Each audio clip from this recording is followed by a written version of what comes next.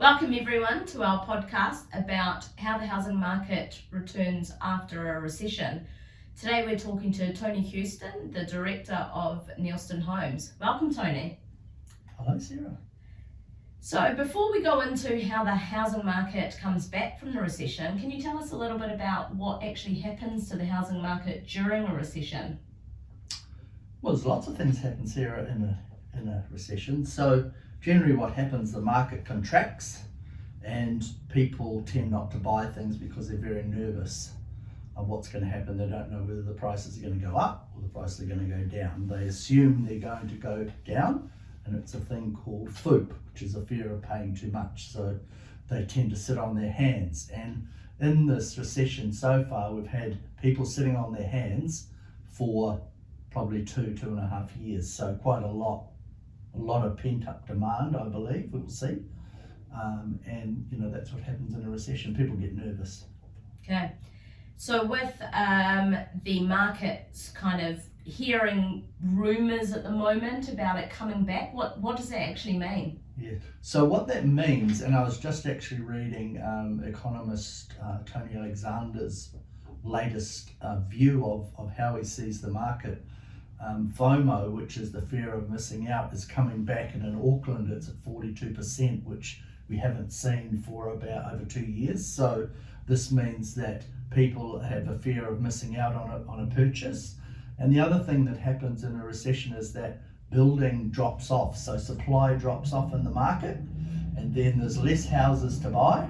So that means that with less houses to buy, more people wanting to buy them, the prices go up. And I think we've actually seen it in the last month or so where there's definitely more activity in the market and prices are starting to firm, and I think they will continue to rise. So you think that the prices have reached the bottom and it's kind of the start of the turn? Yeah, definitely. I think the prices reached the bottom about 2 or 3 months ago, because there is a lag where they come down and they sort of bounce around the bottom a little bit, and then we're definitely seeing more activity, and we're seeing less stock as well. So 1 and 1 generally make 2, and that's what's going to happen. So you've been around for quite a while now in this industry. Yes. So you went through the GFC. Yes. What happened in the bounce back, I guess, of that, and how long did it kind of take for things to kick back into gear? Mm-hmm. So with the GFC, it was quite a different recession, because there wasn't much stock around, and generally what happens in a market is that a market, when there's not much stock around, the market firms. So, and we saw a drop in price of about 6% over that period. But with this one, it's quite different, because during COVID, it went up 43%, which was a crazy amount of upside. And then it's dropped now about 20%. So we're still up about 20%. So it's really taken till now for things to get washed out and back to an even field. And that's where we are now. And what happens is that it changes almost instantly.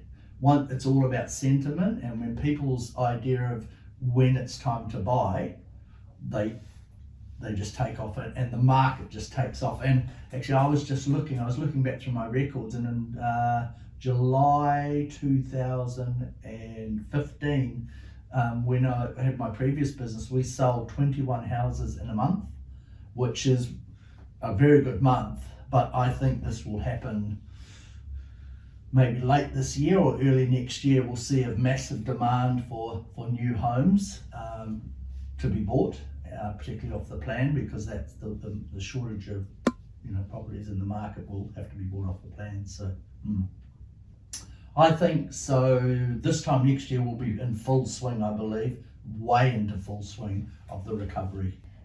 So are there any other factors that kind of influence how the market bounces back? And we've got the election coming up later this year, bank lending. What would help the recovery? And yes, what will help the recovery? I think the election is a bit of a.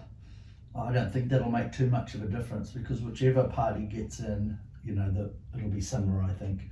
the best thing, or the most important thing for house buyers is for interest rates to drop. Now we've seen them go up. They've sort of plateaued at the moment. I think the banks have put their last little bit in, a few weeks ago because they could. They thought this is our last chance to increase rates. So, but I think you'll see after the election and certainly into the beginning of next year, I think we'll see interest rates drop. And then that will help home buyers. And the beauty of buying something off the plans like from us is that you're not going to be settling it now with higher interest rates. You're going to be settling it next year sometime when interest rates are, and that's when you get your mortgage. So yes. Right. So what would you say to people that are buying or selling their homes in the market? What would your advice to them be right now? Well, it depends on what you are. As long as it's like any market, as long as you buy and sell in the same market, it's fine. But you don't want to be sitting around, have sold your place at the bottom, say 3 or 4 months ago, and then waiting for it to drop further because it could go up 20, 30, but it could do before you have a chance to purchase something. So I'd be very careful to make sure that you're buying and selling in the same market and within a reasonably short time. Okay, and lastly, what is your prediction of how the market's going to go in the next 6 months, year? I think it's going to increase significantly. We're seeing 60, 70,000 people coming in, and particularly to Auckland because most, I'd say 90% of the people come to Auckland because that's what they're used to, bigger cities. And there hasn't been a lot of houses built in the last sort of 12 months particularly, and now we're seeing with our supply chains, labour is definitely at a low ebb, so it's a really good time to buy. And traditionally what happens in the COVID type periods is that the suppliers, because they can't get the products, they tend to over order.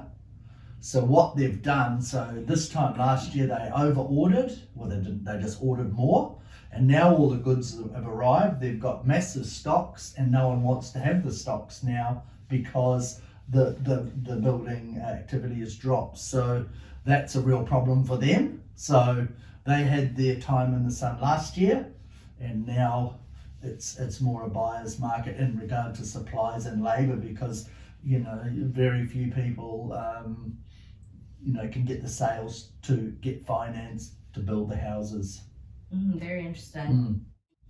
So any final words to people about buying in this market now? Well, I think that the time is to buy now because I think next year when the market picks up, you could see a 10-20% increase in price. You will hopefully see a decrease in mortgage rates, which will put whoever buys today off the plans will put them in a very strong position mid next year when they get their keys for their brand new house. Mortgage rates are less and off they go into the sunset really. Right. So that's what I would do. I'd buy today. Excellent. Well, thanks for joining us today, Tony. We've had a great discussion about how the market comes back after a recession. Thank you. It's been a pleasure. Thank you very much.